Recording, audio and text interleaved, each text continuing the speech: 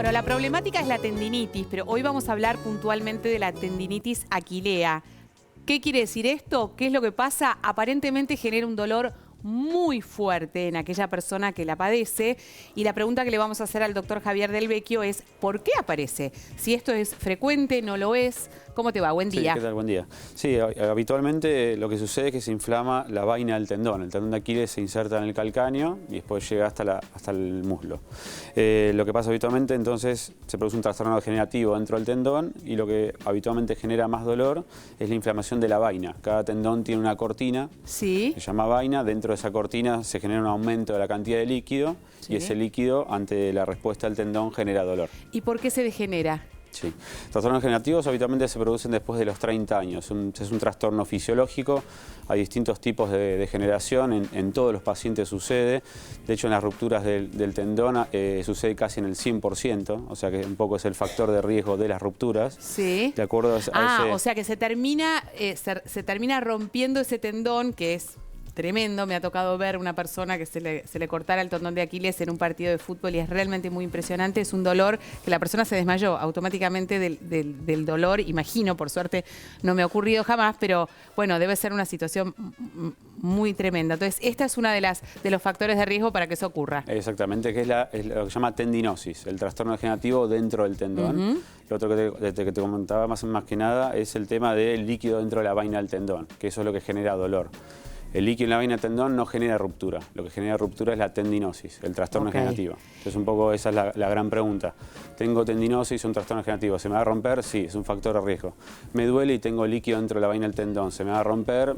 Es probable que no. Entonces, un poco el motivo... El motivo de las diferentes consultas. Ahora, es un dolor, claro, yo hago la consulta, es un dolor que me permite, me impide caminar correctamente. Y esto, la pregunta que te hago es, ¿está relacionado con algún deporte que uno hace, con alguna sobrecarga que puede evitarse? Sí, ahora está muy de moda el tema del running. Sí. Es importante tener un buen calzado, que tenga algo de taco para distribuir bien las cargas de atrás hacia adelante. Y bueno, ahora es un motivo de consulta muy frecuente, más que nada por ese tipo de actividad. ¿Por qué? Porque en general, si el apoyo no es correcto y no se pivota, el pie no apoya primero el talón y después la parte de adelante, ¿puede generarse esta situación? Claro, hay una fase de marcha que es la fase de apoyo. En esa fase debemos tener un poquito más de elevación del talón, no tiene que ser totalmente plano.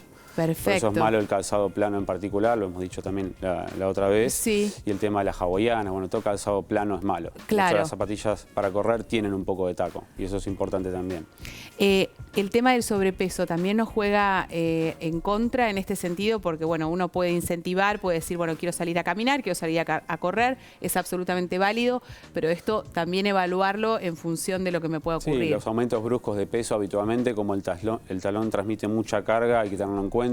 Personas que han aumentado 20 o 30 kilos en pocos meses, hay que tenerlo en cuenta. Primero que hagan una dieta o visiten a un nutricionista y a posteriori empezar con actividades de marcha o de impacto sobre el talón. Quizás no es lo mejor. Una vez que uno se lesiona por primera vez o empieza a sentir este dolor, ¿esto queda de por vida o es algo que se puede realmente recuperar y corregir con un buen tratamiento? Bien, siguiendo la misma línea, en realidad las tendinosis no se resuelven. En general, el trastorno degenerativo ya lo tiene el paciente para el resto de su vida. ¿Y eso depende de algo en particular? Sí, en realidad... ¿O digamos, todos lo vamos a tener? Sí, todos lo vamos a tener. En mayor o menor medida, los que más lo tienen son los que hacen actividades multisalto. Por ejemplo, vóley, básquet. Esos habitualmente tienen más tendinosis o trastorno degenerativo que los pacientes que no han hecho ese tipo de actividades. Ok, está bien. Bueno, y volviendo a lo otro, digamos, ¿la otra situación se puede resolver? Sí, las paratendinitis, que es la inflamación o tendinitis, eso sí se puede resolver. Cuando desaparece el líquido dentro de la vaina del tendón, el dolor desaparece, independientemente de lo que pase dentro del tendón. Por eso hay que hacer esa gran diferencia inicialmente en todos los pacientes. Hay pacientes que coexiste la tendinosis más la inflamación. Esos son los casos por ahí más severos, donde hay que hacer más reposo inicialmente, ¿no? Avisarle que tiene un trastorno adentro, pero además tiene inflamado la vaina. ¿Y aquellas personas que sufren de esto tienen alguna contraindicación a la hora de, por ejemplo, elegir hacer alguna actividad física?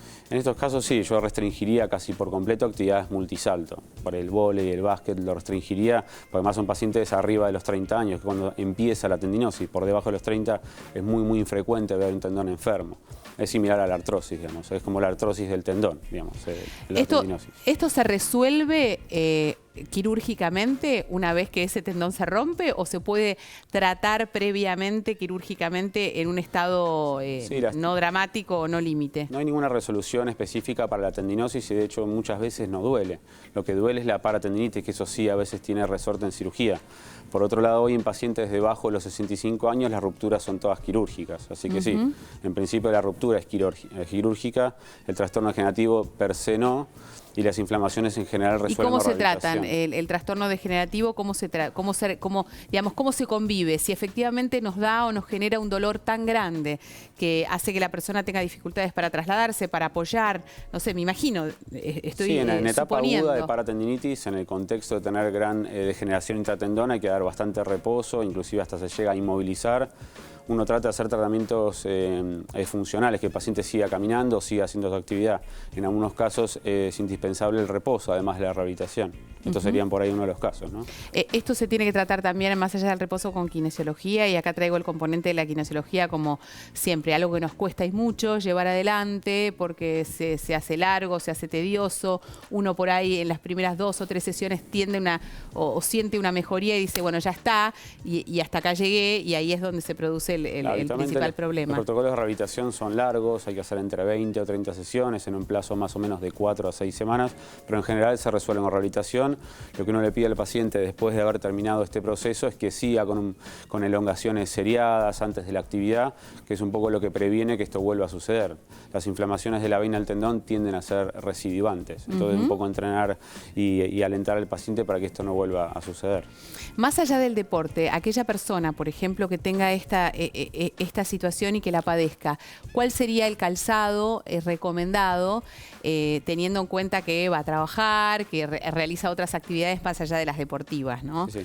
Todo zapato o calzado tiene que tener un buen contrafuerte, que es la zona posterior del calzado, tiene que tener algo de taco, por lo general uno estimula que tenga 1,5 centímetros a 2 centímetros más alto atrás que adelante. Esto está bueno saberlo, ¿no? Porque muchas veces hablamos de los tacos y de las dificultades que esto genera, pero siempre un poquito. Siempre un poco de taco, no plano. No 10 centímetros, ni 12, ni 18, pero sí 2 centímetros es fundamental. Exactamente, uno siempre hace la diferencia entre atrás y adelante. Hay plataformas que tienen taco atrás y adelante, entonces uno tiene que hacer la resta entre lo que está elevado atrás con respecto al antepié, a la parte de adelante. Está bien, pero sí el hecho de tener el talón bien amarrado. Exactamente, se llama contrafuerte rígido. Todo calzado deportivo hay una zona de 1 o 2 centímetros que es bien rígida, después se torna blando y un poco más liviano, pero todo calzado deportivo bueno, en el sentido de las marcas conocidas, tienen el contrafuerte rígido.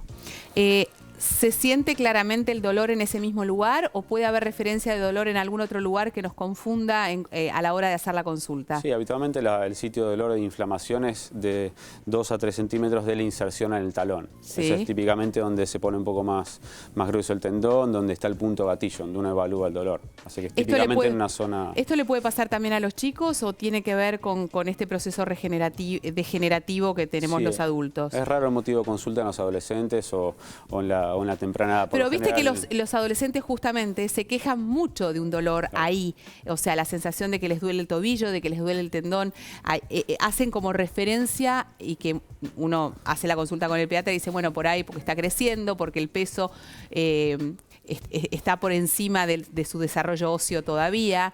Claro, lo que hay que tener en cuenta también es qué tipo de pie tienen. En general el motivo de consulta en la adolescencia o en la temprana edad es porque tienen o mucho arco o el pie es muy plano, entonces el Aquiles trabaja mal y ahí se inflama, pero eso es un trastorno estructural.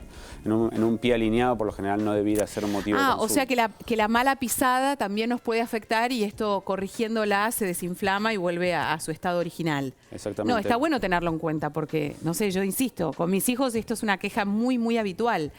Entonces decís, bueno, no sé, están haciendo mal, están realizando alguna actividad física equivocada y por ahí tiene que ver solamente con la marcha. Claro. En los pies planos habitualmente el pie está caído, entonces el eje de tracción del Aquiles está desplazado hacia afuera.